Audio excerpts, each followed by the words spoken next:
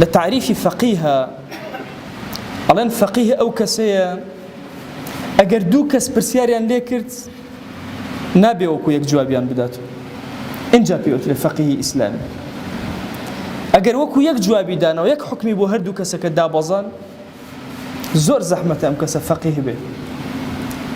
حتى لخوا ابن سيرين دو كزهات عيني خويان بو أجر رايوي كشي هريا كان تعبيري جوازي أكرت كو معبيري خو بو نقل كري تعبيري خو شو كسكا جياني كسكا حالي كسكا هموي تأثيرك ممكن كسي توشي نخوشي واسواسي بوا يبتو الله ما وصى ميزة شركم هي تشيبكم هي دروس هي دروس نية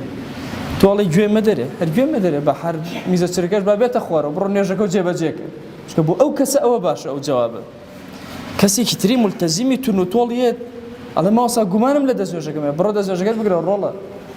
شو كسي فقيه أبي بزالة شو الروشن بيراتك يخوي دا أبو زينب وخواره